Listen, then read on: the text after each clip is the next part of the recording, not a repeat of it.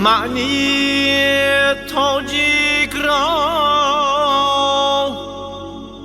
گویند مردم تاجدار.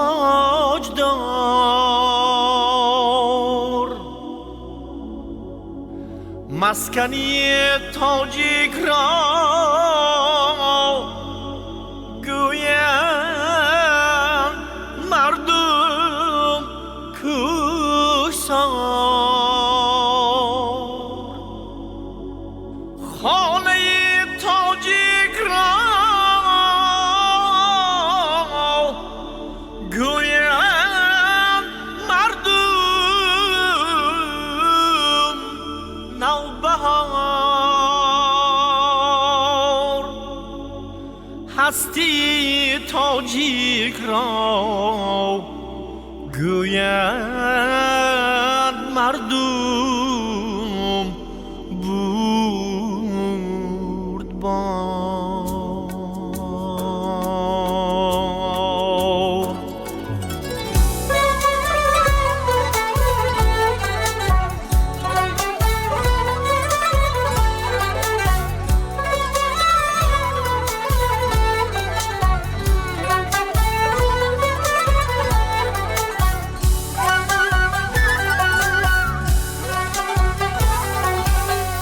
نشکند تا از الف بای نیاگانم خمار، تا نیابم چشمایی رودکی را نور بار. نشکند تا از الف بای نیاگانم خمار، تا نیابم چشمایی رودکی را نور بار. تا نسازم زنده هر چیزی که باشد یادگار، من نخوانم خویشتن را تاجیکی بانندگار. من نخوانم خویشتن را از نژادی تاجدار.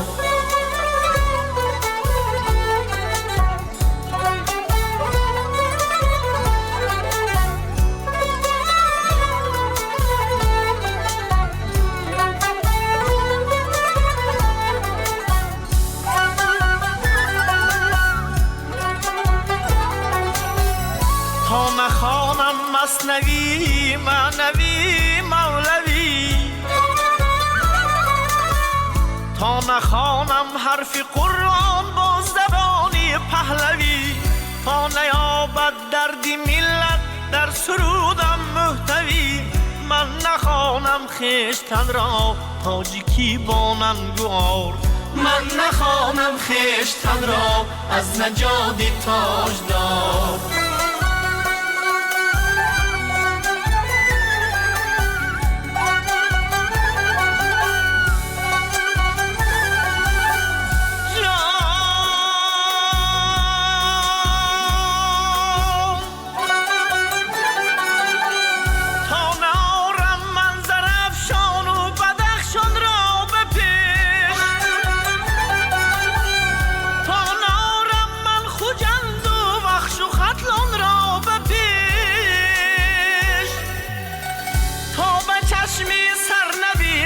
تاجیکستان را بپیش، من نخوانم خویشتن را تاجیکی بانندگار. من نخوانم خویشتن را از نژادی تاجدار. من نخوانم خویشتن را از نژادی تاجدار.